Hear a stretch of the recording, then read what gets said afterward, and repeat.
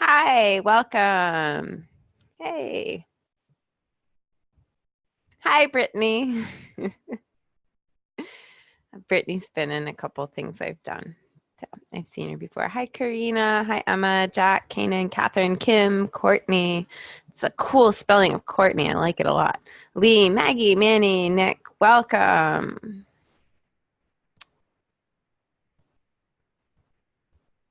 I'm curious. You guys find the chat function. I'll send a chat so you can see where it is. Here's the chat. You will see there is a little arrow next to where it says mute, like a little caret that points up. If you click on that, you should be able to change your audio settings. For everyone else, Kim, let me know if that doesn't work. Hey, let me know if you have been to any kind of Manhattan Prep event before.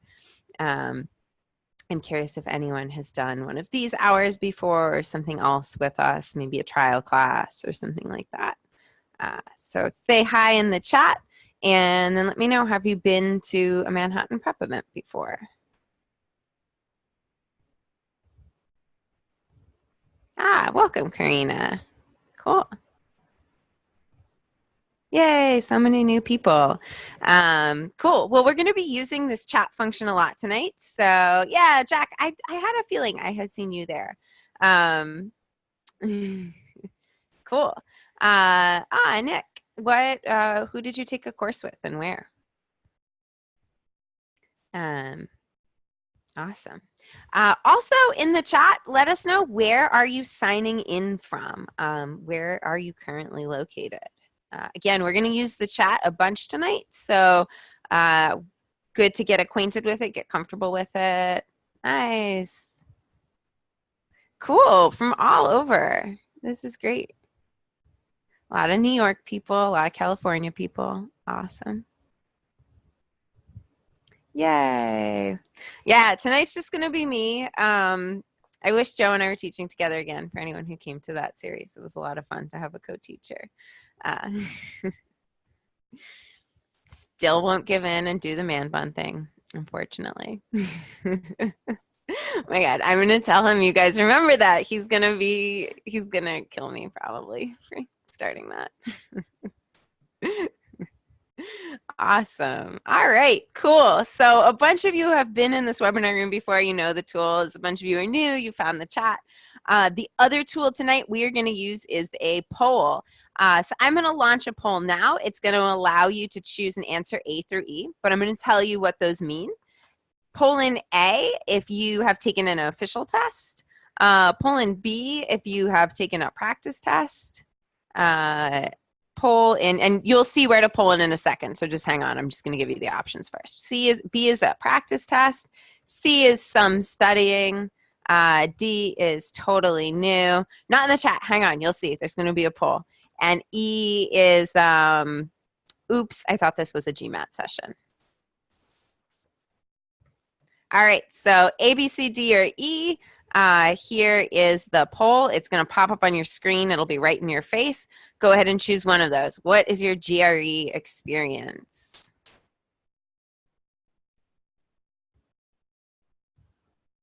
No one's pulling an E, which is good. You guys have all made the smart choice to take the GRE. Awesome. Here, I'll show you how you guys voted. So a lot of people have taken a practice test, which is awesome. That is the best way to get started in your studying if you're pretty new to this process. So for those of you who are just getting started, one of the first things on your agenda should be to take a practice test. There is a free one on our website. ETS makes some free ones. Other test prep companies have free ones. There's a lot of good free resources for that out there. But that is an excellent first step. And a lot of you had already done it, which is really cool. All right. Let's get into what we are going to do tonight, because we only have an hour, which is going to go by really fast, I think. So we are going to talk about reading tonight. That's going to be the focus of this hour, is reading comp. So if you were hoping it would be quant, I apologize. If you're excited that it's reading, yay, that's what we're doing. We're going to be drawing mostly on problems from this book, which is a book we write that is literally 5 pounds. It's enormous. And it has tons of different practice problems in it. So I pulled a bunch of problems from the reading comp, the 2 reading comp chapters in here, and those are what we're going to work with in tonight's session. The theme of tonight's session is going to be a little different. I think it's going to be fun, though. We're going to talk about reading for structure. And I chose this partly because a couple of people had submitted questions that were relevant to this. I chose it also, though, because I think that reading is the core skill that we use throughout all of the verbal section, and yet it's often a really hard skill for people to build for this test. And there's a few different reasons for that. But I thought it would be interesting to tackle for that reason. And I wanted to look at this idea of reading for structure because it's something that's going to help you to read faster, to answer questions more quickly, and it's also shows up specifically in certain question types. So I'm curious, in the chat, let me know what makes the reading comp part of this test tricky. You can tell me if there's a specific type of reading question or there's like a specific type of passage or aspect, but where do you run into issues with reading comp on the GRE? Yeah, totally, Kanan. Long, wordy, running out of time, boring. Yep. So a lot of this idea of reading for structure, I think, is going to help with the long passages in particular, because we're going to be looking at how do you quickly extract big ideas from dense text without getting too bogged down. Yeah, Jack, that's another good point. Hopefully we'll touch a little bit on that as well, the sort of how to eliminate things if you get down to how to sort of sort through the complicated wording and answer choices. Yeah, a couple people mentioned vocab. That is definitely also a significant part of this test. Maybe at some point I'll do another session on learning vocab. Again, if you're new, that's a good thing to start doing right away, is making flashcards, learning words. Yeah, Maggie, those are really tricky. So Maggie, we're not going to look specifically at the strength and weaken, but we're going to look at some questions that are very closely related to those. So I think that a lot of what we do tonight is going to help you with the strength and weaken questions too. We're going to sort of look at some cousins to those. Cool. So I want to talk first about what I mean about this idea of reading for structure. I think one of the reasons why I often see students struggling with reading on this test is just because it's such a familiar skill. You know, we read every day, we do it all the time, we're super comfortable with our style of reading. Then you get to the GRE and it's using these passages to test some weird things. I think we've probably all had the experience of seeing some of these reading questions and being like, what? Who reads like that? I certainly do still sometimes have that feeling. And it can take some time to reorient, to readjust how we read, how we approach reading the types of passages that show up on this test. This then is a foundation of how to do that. The key idea here is that when you are reading on the GRE, you want to be focusing on the purpose of each point that's made or each sentence, not just the content of what it's saying. If you get really bogged down in the content, you're going to get lost in the details really easily. So what I want to sort of talk about doing today and model and practice together is how do we think about these sort of higher level roles, like, oh, this is a supporting detail, I'll skim it, or this is a main idea, I'll focus on it, so that you don't feel that you have to read every sentence in detail. I just saw that someone raised their hand. That's one tool that I tend to not use all that much in this function. So if you do have a question, instead of raising your hand, there's a Q&A function. There's also the chat window. Put your questions in there, and that'll be more likely I'm able to get to them than using the chat. Than using the raise hand. The other reason that focusing on purpose as well as content, thinking about structure is helpful, is it gives you something else to focus on as you read. So even if a passage is boring, you should have enough sort of to ask yourself, enough to think about, to interrogate yourself about, that you're going to stay actively engaged, even if the actual subject matter is boring.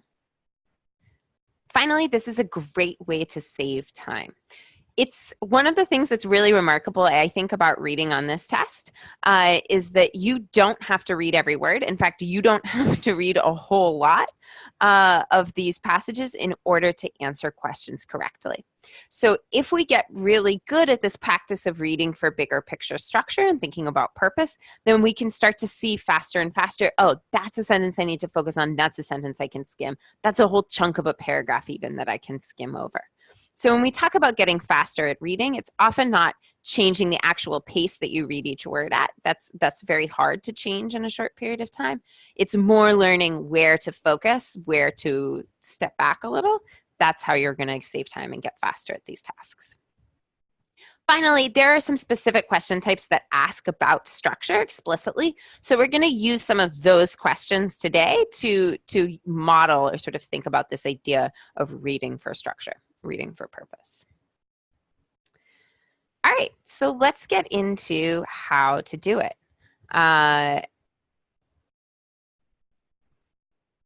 When reading for structure, what are you going to do? The idea is that you are constantly asking and answering questions in your head as you read these passages. And we're going to model this together a few times. So I'll give you the high-level overview now, but we'll see this in action a bunch, and hopefully it'll start to feel very, very clear and specific what this means. So you're going to ask yourself these types of questions. Okay, I read a sentence. Was this sentence a big idea? Was it a conclusion or a claim, part of sort of an argument that the author is making? Or is it a fact? Is it something that is being stated that as being true, as being assumed to be true, as supporting a larger idea? So always putting things onto these two levels, big ideas versus facts. Next, I ask, how does what I'm reading now connect to what came before? If I'm always looking to do that, then I'm forcing myself to engage with the arc, the structure of the passage overall.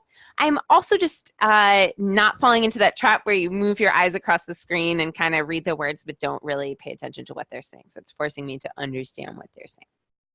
And finally, you're asking, what do I expect to come next? So again, a way of keeping yourself really present, really engaged, even in those long, boring passages. Often, too, predicting what comes next gives you a better understanding of the overall point or argument that the author is making. It can save you time, too. You can say, I expect the next thing will be a negative. And then when you see it as a negative, you're good. You can move on. The other couple big things you want to do, when you get to the end of a passage, you want to take a moment and summarize the big idea. So what is the, quick one sentence in your own words summary of this article or this passage? So that's how we do it. We ask these 3 questions after each sentence or each couple of sentences, and then summarize the main idea at the end. So by the end of reading the passage, you should have a pretty good idea of the overall outline, the main idea. You're not going to know every detail in the passage. That is never the goal of reading one of these passages. You'll look back at the passage if you need to figure out those details, but you are looking for this big picture outline. In terms of when to read in this way, pretty much always when you're reading passages on the test. But it's especially helpful in these 3 very common situations. You find something really boring. You are getting really tired, particularly toward the end of that second verbal section. This is a very long test. Or you're running out of time and you need to get through a passage really fast, get to the questions, make some quick decisions. Looking for this kind of big picture structures is really going to help with that. Also, like I said, there are some questions that ask explicitly about structure. And so if you see one of those, this is going to be doubly useful in that situation. Okay. Athir, I see your question. I will try and take a few minutes at the end of today to answer questions. That's a good question. It has a slightly involved answer, so we'll circle back to it. Cool. And for anyone else who wants to put in questions, again, I'll leave some time at the end to answer them, but you can raise them whenever you would like. Sorry. So I want to look at a passage. And what I want to do with this passage is I want to model sort of what goes on in my head when I get a reading comp passage on the GRE. So I'm going to give this passage piece by piece. We'll walk through it together. And I'll ask the kinds of questions and highlight the kinds of keywords and other important things that I would notice. After we've done this, we'll reflect a little bit on this idea of reading for structure. Then we'll go on and we'll do some questions. So here's the first sentence. All right, so we start off right at the bat, the evolution. Okay, so I'm starting with evolution. I know I'm going to have something about change. The evolution of long distance kissel migration patterns. Okay, does anyone know what a kissel is? What do we know about kissels?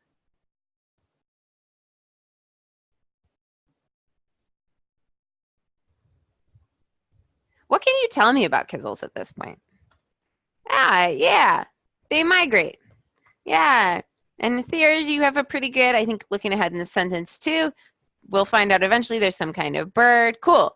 They're an imaginary thing our curriculum team made up in writing this passage. So, of course, nobody knows exactly what they are, but you don't need to. I just get enough information. It's something that migrates. So there's something that migrates, and it's in response to something. So what kind of relationship do I immediately have here right at the start of this passage? You see, in response to, and I know I'm talking about what kind of situation. Yeah, nice. So right off the bat, I have a cause and effect. And I see, okay, what's the cause and what's the effect? Well, I start off with the effect, right? It's the change in their migration patterns. I have that part down. So now let's get on to the cause. In response to elevated encroachment by human settlements. There we go. I'm going to focus in on that again. Human settlements. So what's my cause? What's making the kissels change their migration patterns? I have my effect. They change their migrations. What's causing that? Yeah, the cause is humans. And notice it doesn't matter if I know what encroachment means or not. I don't need to worry about elevated. I don't really need to worry about patterns. There's a lot of extra kind of throwaway words here. I'm moving quickly over those and I'm settling on things that are usually nouns and verbs that are very substantive that are giving me the key idea. Okay, so this has been regrettably. What does regrettably tell us? Why is that useful? I'm going to hone in on that. Yeah, author's opinion. And it's negative. Cool. So I know the author feels badly about this situation. So there's a negative opinion. It has been somewhat less rapid. Oh, somewhat less rapid. That's kind of interesting. So we're not super certain here. Somewhat less rapid than the adaptation of other regional. There's my songbirds. My proof that kissels are birds. Other regional songbirds. But the last part of that sentence, I've got the big cause and effect here. I can sort of let that last part of the sentence go a little bit because I know, all right, cause and effect, this is a problem. The author thinks it's negative. First sentence, what do you guys expect will come next? If this is our first sentence, what's your prediction for the next sentence?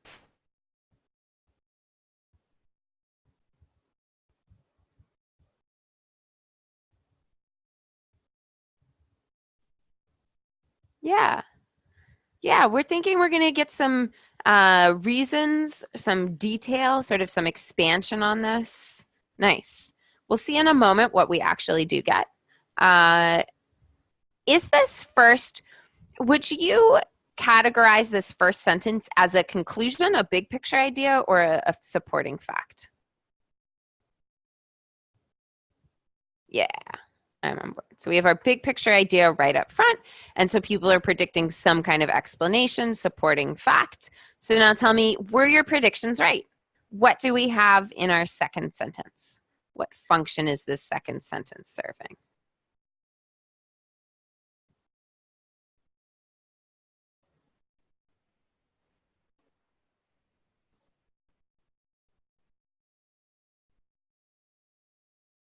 Yeah, we get facts in support of the claim.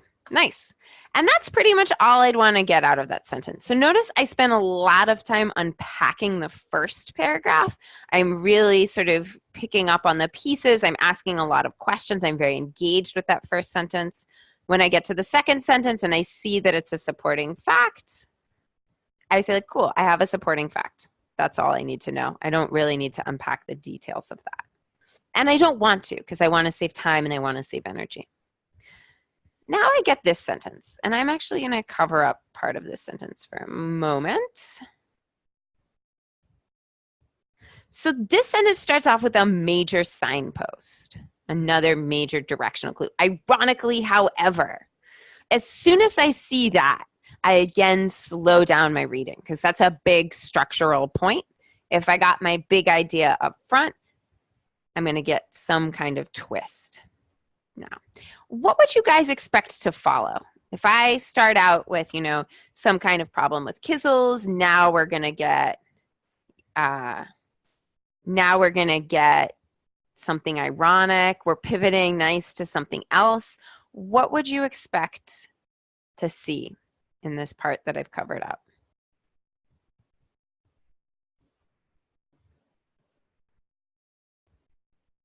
Yeah, we're going to get something that contradicts that. Nice, Aether. Maybe something positive. If we've gotten a negative thing, we're going to get a positive thing. Nice, Astrid. Cool.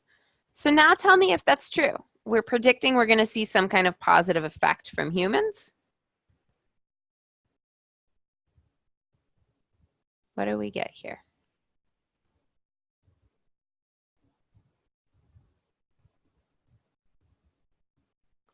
Do we, in fact, get something positive?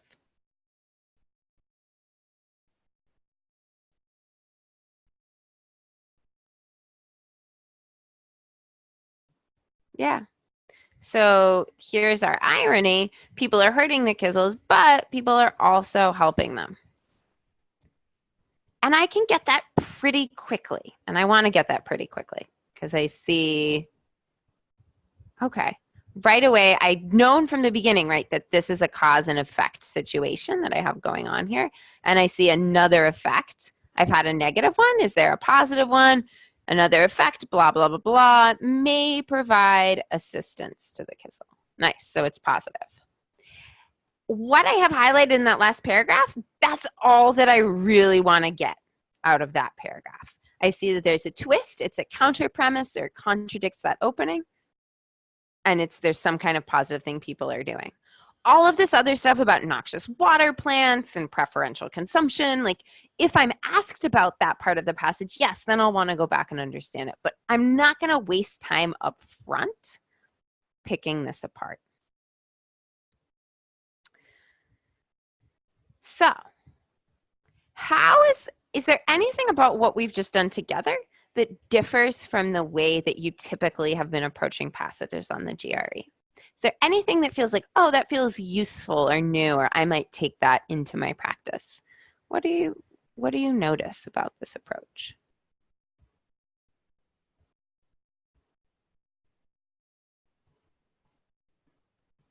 Nice. Yeah. Looking for keywords, looking for directional words, not reading everything. Nice, Megan. Author's opinion.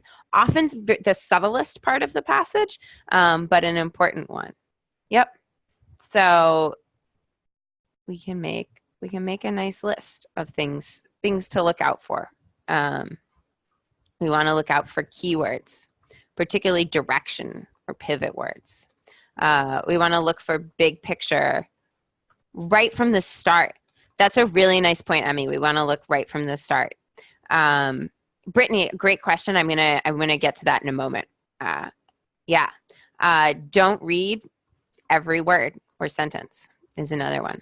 There were so many that were really good. Yeah, looking for rhetorical clues, things about author's opinion is also really useful. Awesome. Really nice points. We'll keep adding to this list, hopefully, as we go through some other passages. So to get to Brittany's point, Brittany asked, this is really cool, but we can't underline or highlight on the screen. So the really nice thing about that is that a lot about reading is difficult, and there's not a ton of research about sort of how to improve at reading comp. It in part is a difficult thing to do. But one of the few things that there is a lot of evidence for is that underlining and highlighting have a very low usefulness.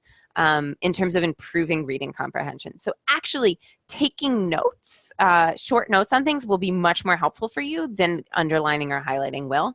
This test actually does you a favor in a way by putting it on the screen. A lot of times I think we use underlining or highlighting to give the illusion of understanding where we're not actually understanding.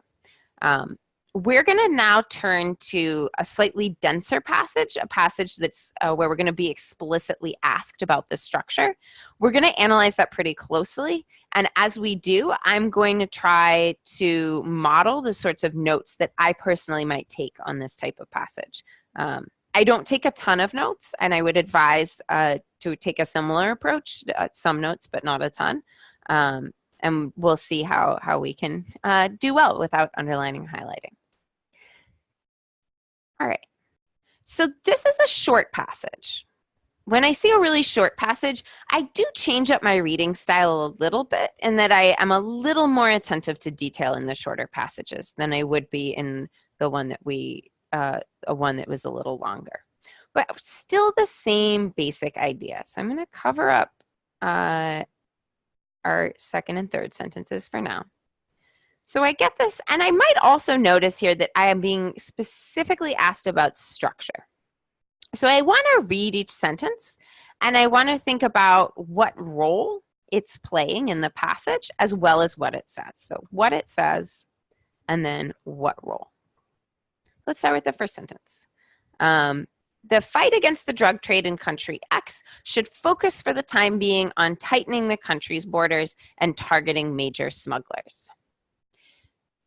Is this a conclusion, a sort of big idea? Is it a fact? How would you characterize what this is doing? What gives you the sense that this is a big idea?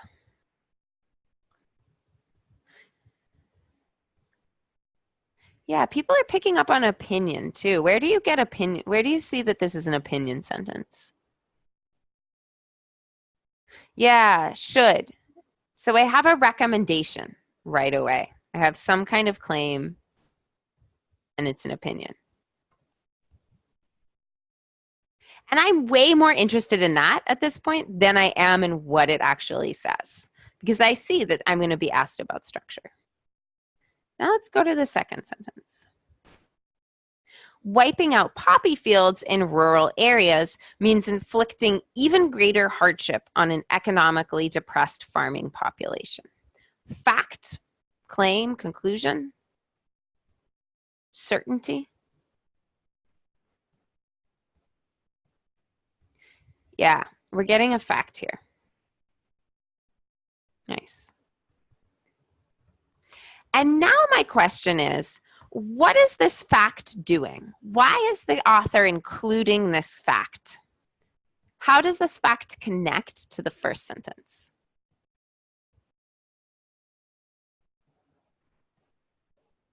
Yeah, it supports the opening claim. How does it support that claim?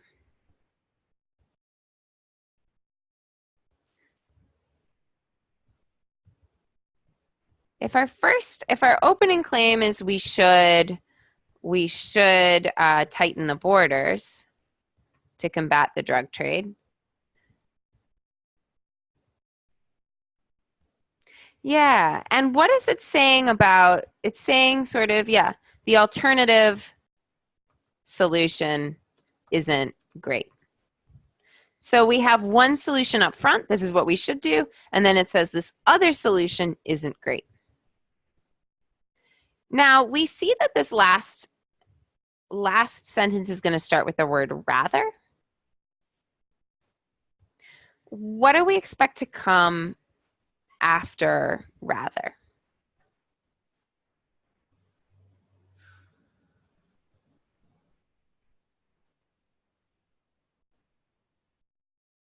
Ah, yeah, Dania, good solution. And one thing that's interesting here, we have a solution in our first sentence. So how do you think this new solution might relate to that first solution? If this is solution 1 up here.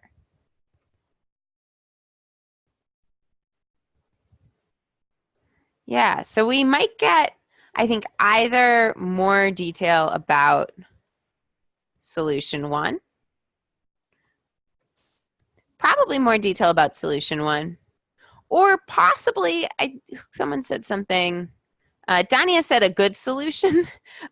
We might also get an even better solution. So we're either going to get more support for solution 1 or we're going to get an even better solution. Which one do we have here?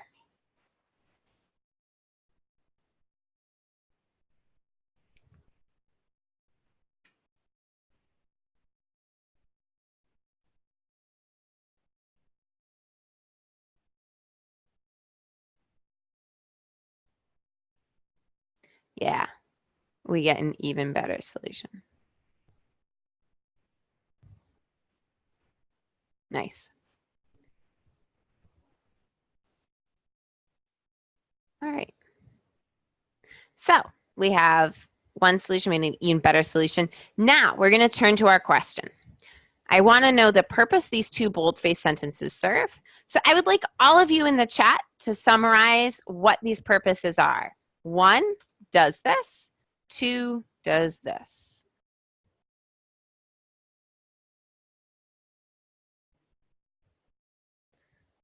Give me, if you had to just answer this question, if this was like a text entry question, what would you say?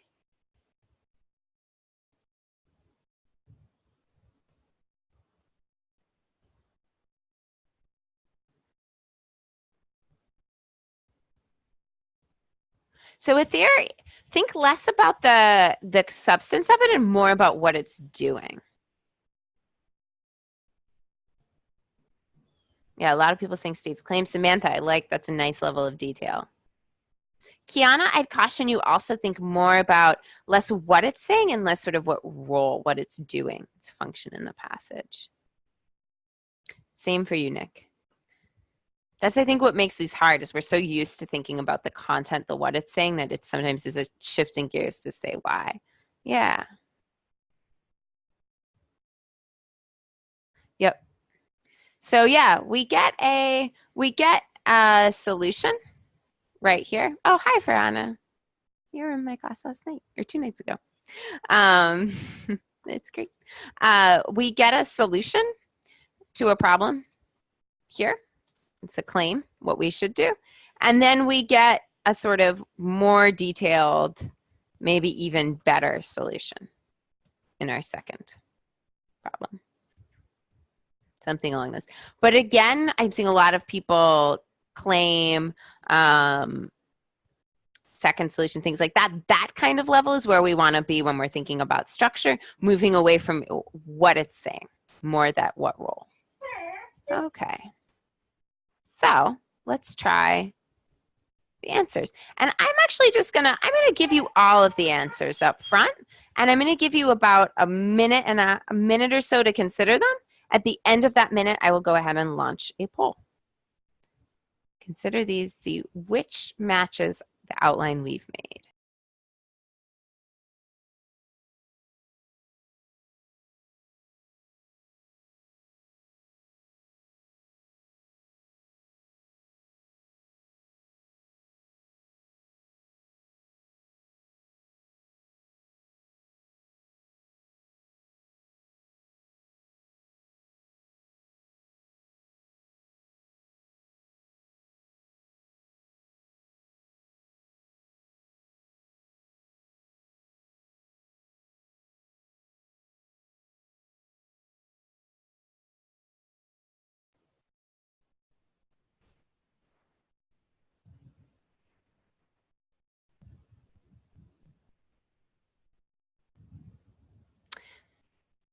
All right, I'm going to launch a poll. When you are ready, choose the answer that you think works here.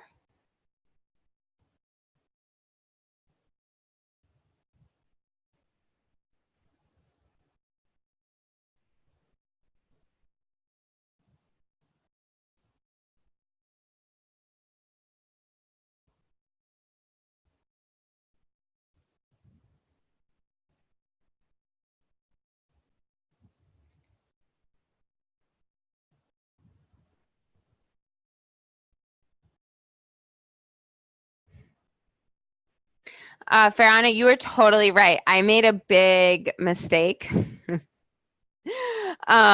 So it's a freebie. A and B are the same. I was copying and pasting a lot of different problems from different sources today, and I think I looked at this so much that I just don't see it. So that's nice. A and B are the same. All right. I'll give you 10 more seconds to make a vote, even if you're guessing. It's actually really important to practice guessing.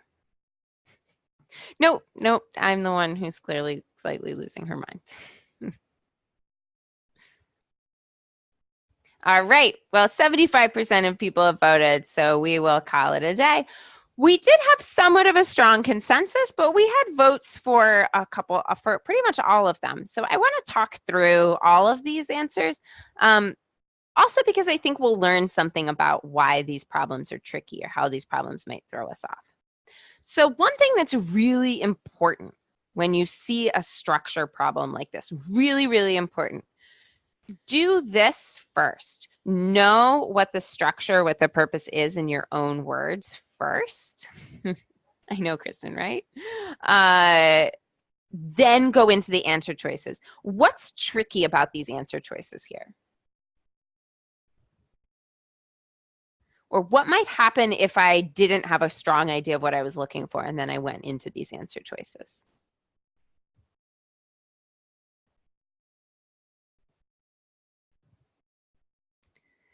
They all sound really similar.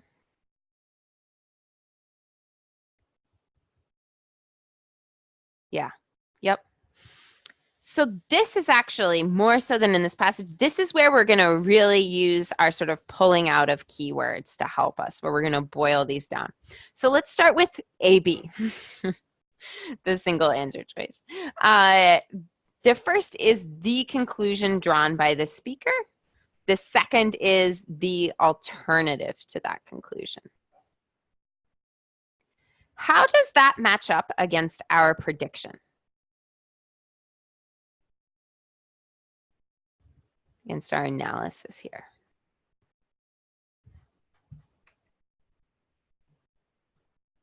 It sounds a little similar, right? I get one thing and then I get sort of something else. They're both claims. Yeah, it sort of works. But solutions, it's not quite as precise. Like we were thinking maybe looking for more for solutions. Yeah.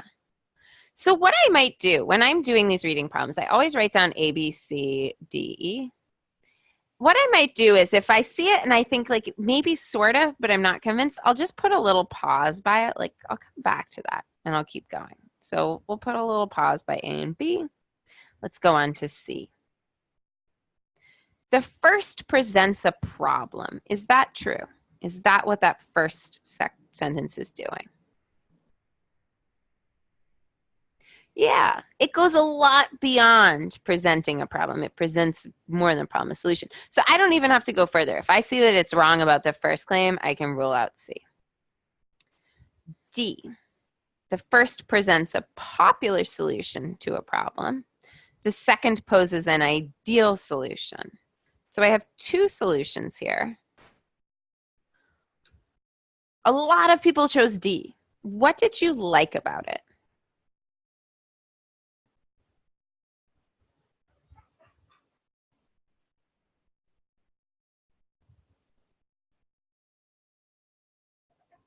Yeah, there are two solutions. And the second solution we saw was more detailed. There's maybe even more. Yeah, we're going to come back to that popular in a second. That popular is kind of weird. I agree. It's easy to get hung up on that word, unpopular. So I see, okay, popular, maybe, but for the most part, it looks nice. So we'll keep it in too. And then E, we know that that's not evidence. The evidence is maybe here, but it's not that last part. So we can get rid of E. So now we're down to A versus D. And this happens a lot. I think someone brought this up, Jack, maybe as an issue where we eliminate 3 and then we have to decide between 2. At this point, the question is just which is better? Neither is going to be perfect. We don't always get the perfect answer choice that we would want, but which one is closer to what's going on here? Yeah, that's a really nice word, Priya. Rather. That's giving us the sense that there's a scale of value that one is better than the other. And that's what D is doing. D is giving us that same scale that one is better than the other. So while I agree that popular isn't as precise as I would like it to be, D is still a lot closer than AB. And so I can eliminate those. So I'm looking again, not necessarily for the best answer, but for, not necessarily for the perfect answer, but for the best one. And that means that often process of elimination is going to help us get there. Because we may say, I don't know that I love this, but let me see if the others are worse. Yeah, and I think, Emmy, that's a valid concern for sure. But if you can eliminate the others, then you can let that go a little bit. You're good to be very rigorous about considering every word. Sometimes we then make sort of compromises as a result. All right, thinking about adding to our running list of good things to do in reading comp, sort of useful process tips. Anything that you guys would add to this list based on the question we've just done? Process of elimination, nice. Anything else? We have a nice list of things to look for when it comes to tackling a question. Ah, yeah. Look at tone. Yep. Nice. State structure in your own words first. That's a great idea for a lot of reading questions. I think it's especially crucial for these structure questions because the answer choices are so similar to one another. All right, let's go back. Let's do another one. Okay, I'm going to turn you guys loose on this one. I'm going to let you work on it on your own. What I would like you to do when you're ready, chat in the chat, do what we just did. Share your prediction. So statement 1, statement 2. What are these doing? I'll give you a couple minutes to consider that. Put into practice the things that we've been working on so far.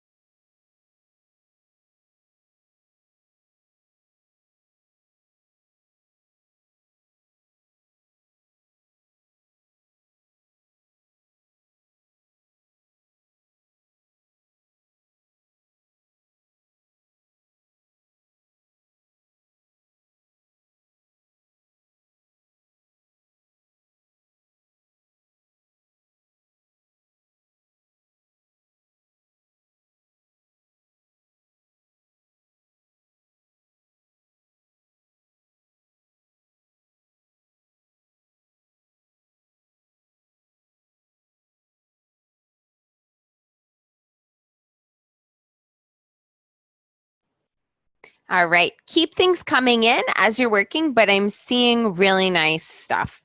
One thing we have a consensus on is that something is being disproved.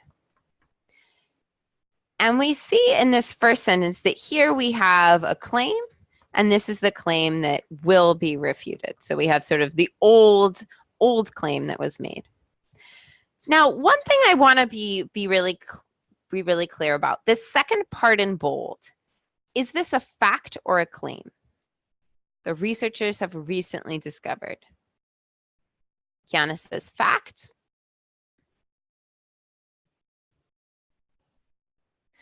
Yeah, Astrid, it's a tricky distinction, and it's one cool. But it's one to be very clear about. This is a fact, and this fact is being used to disprove the first claim. But this is not a claim in and of itself. So if I'm thinking again about structure, I have a claim that's wrong, and then I have a fact that's used to refute. So let's try something fun. I'm gonna now cover up the passage. I am just going to give you our outline. And I will give you the answer choices. And let's see if we can answer just from our outline.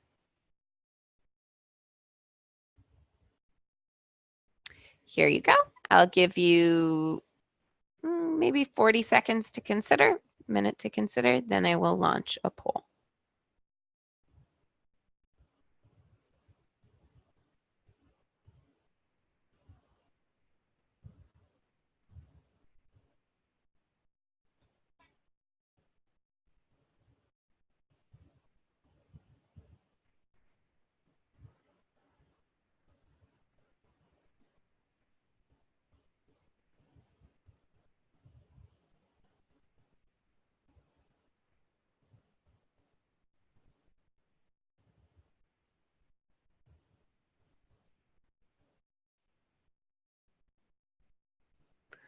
All right, get ready.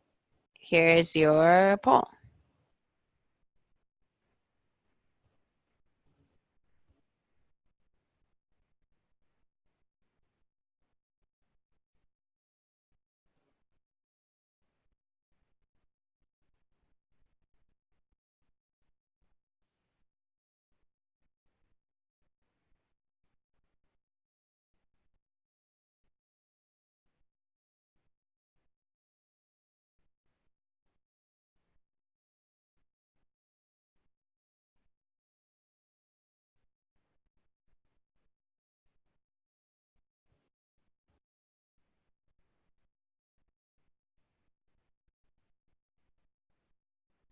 Ooh, nice. A couple more seconds to put in your vote. We're getting higher and higher percentages of people polling in, which is awesome. We have 77% this time. Nice. And we have a pretty strong preference. How did it feel answering this without actually looking at the passage?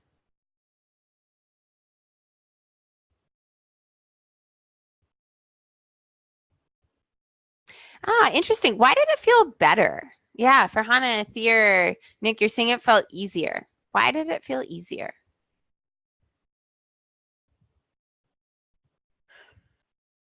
Yeah, that's really interesting. There's thinking about this idea of reading for structure, not getting bogged down in everything, not getting bogged down in content. You will actually find it's a lot. It saves you a lot of energy, and you actually, I think, will become more accurate the fewer details that you really consider closely. Spending a lot of time with details throws you off. Nice. Um, so a lot of people went for D. What did you like about D? Was probably our most popular answer.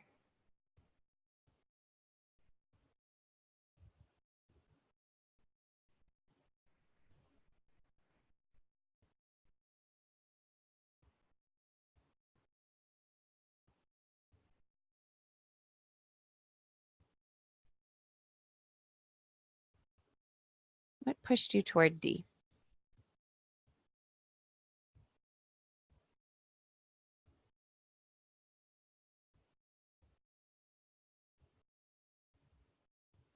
Oh, yeah. Nice. We can rule out A and B pretty fast, right? Because we have an assertion except is true, and we know that's definitely the case. What about C? How do we rule out C?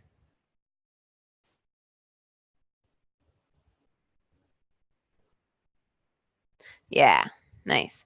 And then really nice point, Lee, on E. The second is the author's main point. Which sentence actually presents the author's main point here? Yeah, the last sentence. Nice. So there's our main point. D is our correct answer. Again, is D exactly what I would say if I were writing this answer? Probably not. But it's the best of the options that we have. And that's why we're going to go with it here.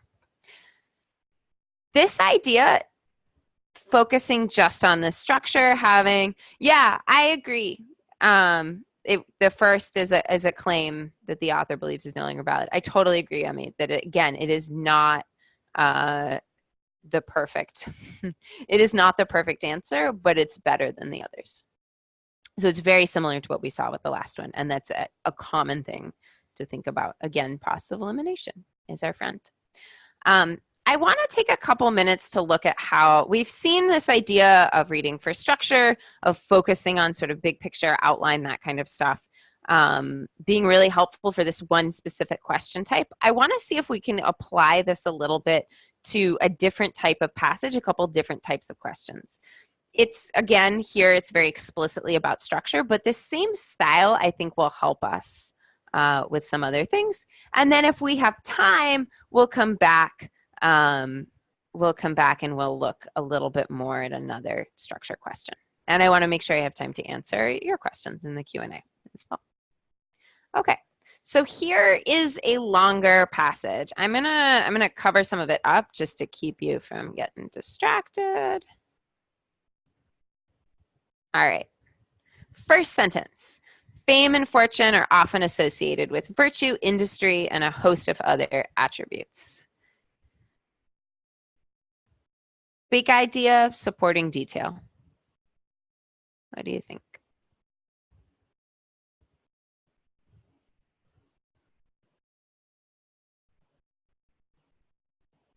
Yeah, we have a big idea right up front. And how would you paraphrase this big idea in your own words?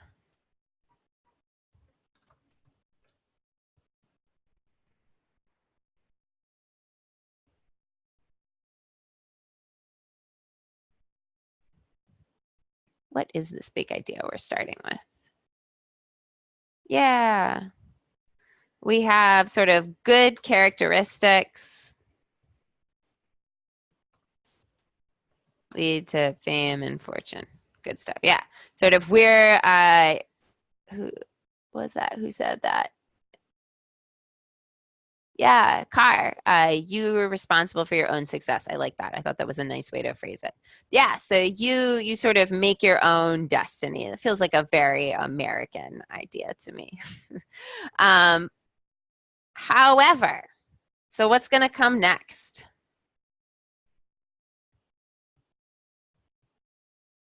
Ooh, Lee, that's a good, I think, Lee, because it seems like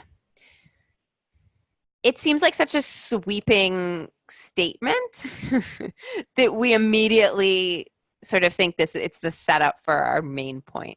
That's why I would sort of classify it that way. Yeah, we want to contrast. I like Samantha. There's some crappy famous people. Yeah. And what do we get?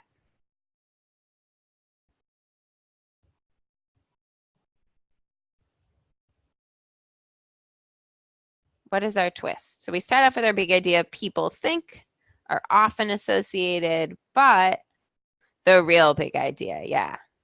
So Lee, to kind of expand on your question, it's not even that I think it's the big idea. It's more that it seems like the setup for a longer big idea. It seems like part of it.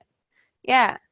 Fate plays a bigger role, but fate often plays a bigger role. Note the word often again. This is not, there's always going to be a little bit of hedging. It's never going to be always or super strong things like that. Yeah, it's a really good question. Okay, now what are we getting? What's this next sentence? Claim supporting. Yeah, now we're getting evidence. And what do we think we see, for instance, so we know it's an example? And what do we think Coco Chanel is going to be an example of? Before we even hear more about her, what do we think? What is our sense? Why is she here? Yeah. Chanel equals example of fate. Cool. So let's quickly scan the rest of this paragraph. Don't get bogged in the details. I just want you to read the rest of this paragraph to answer, were we right that this is why Chanel is being used as an example here? So don't get bogged down in the details, just as quickly as you can. Were we right that Chanel is here as an example of fate? Were we right about that? That's the only thing you're looking to answer.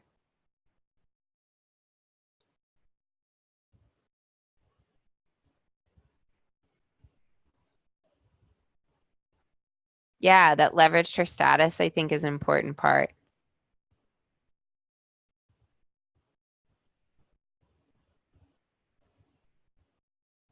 Is she succeeding because of all of her wonderful characteristics, or are there other things at play?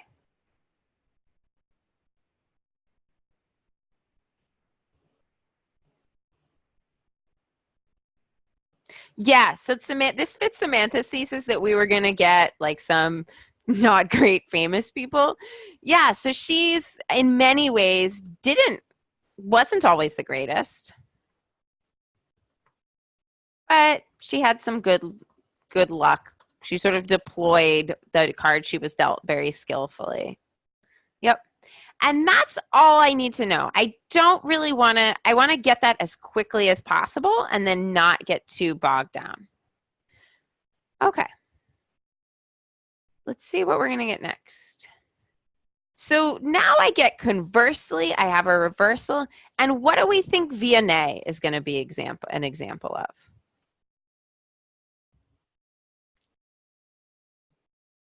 Yeah. And she's going to be someone who is very virtuous. And what else will probably be true of her?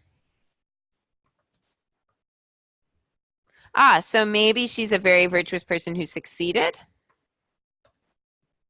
Any other or didn't succeed? Yeah, that it's somehow going to correlate to one of our opening ideas. So now, yeah, also, that's a good point, Samantha. We have all pretty much heard of Chanel as a brand. Nobody's heard of V&A for the most part, and maybe some of you have if you're really into this kind of stuff. But we know she's going to be a good example of someone who is very virtuous but wasn't as successful.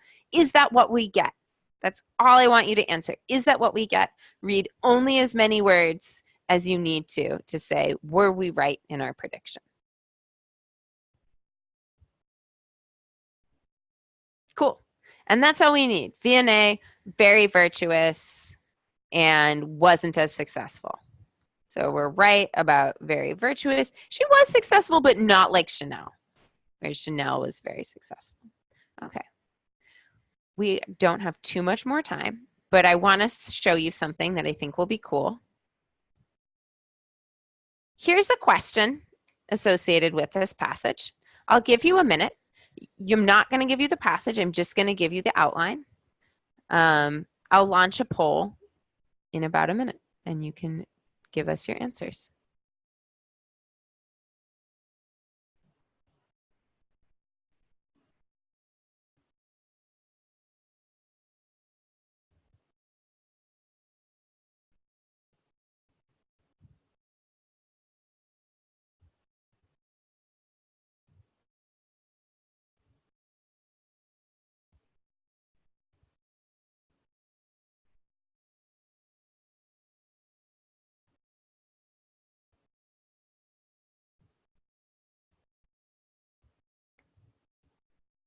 All right. When you are ready, choose your answer.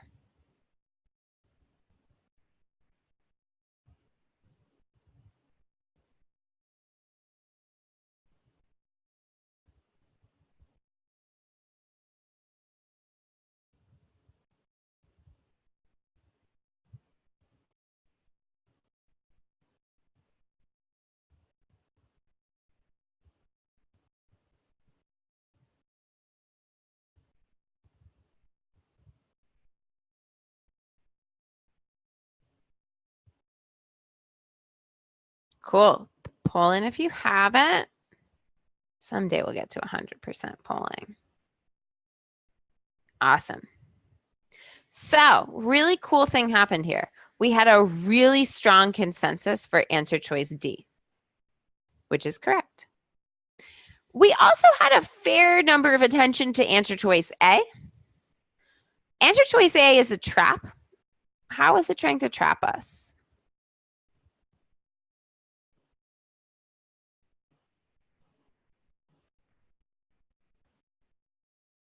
Yes, is. So we have virtue and success, and then is inverse. super strong. So it's taking something that the passage is saying, suggesting that it's not always true that being a good person or sort of conducting yourself well will lead to lasting fame and fortune. And it's pushing it too far. It's too extreme. Yep. It's exactly what you want to be careful of. Nice. Let's try one more. Same passage, and we're going to do the same thing. I'll leave up our little outline. So this question was a main idea one. Yeah, it's again the least problematic of all of them. B, C, and E were not very popular. I think those feel more clearly off topic. A is saying that being bad will make you successful and being good will make you unsuccessful. And that is even more of a sort of strong red herring, or sorry, not red herring, but that's an even more of sort of a strong distortion than what we see in answer choice A. So again, I think positive elimination, least bad. Here's our last problem of the day. Yeah, that's a good point, Vishnupriya, too. Last question of the day. It's a detail question, but I think we can answer it without looking back at the passage.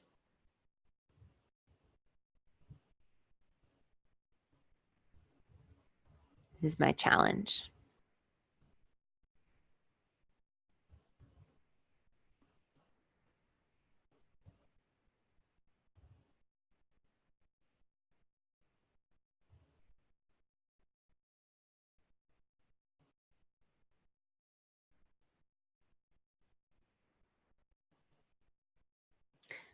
All right, I'm going to launch a poll.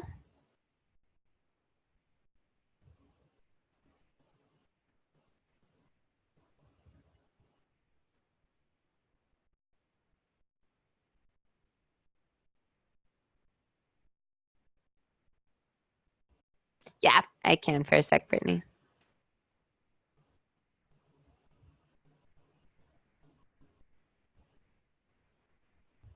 Cool. I'm going to show you guys something really cool.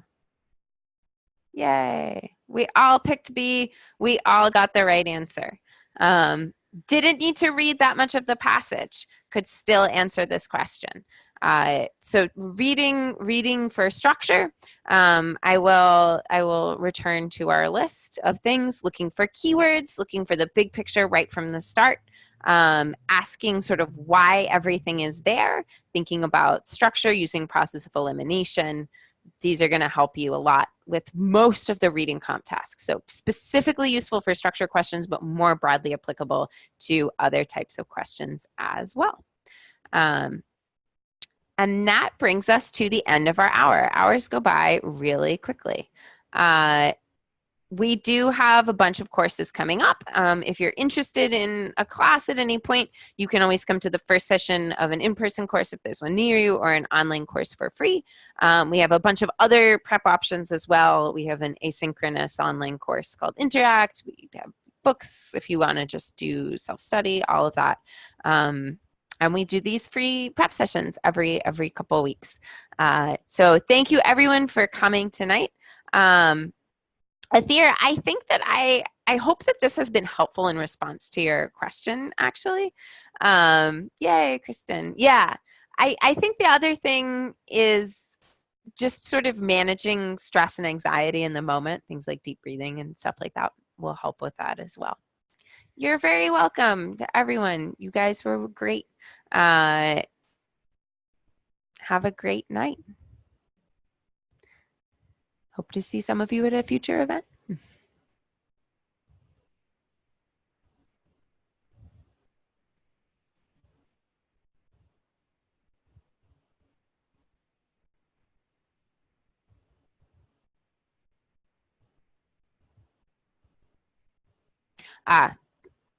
Sorry.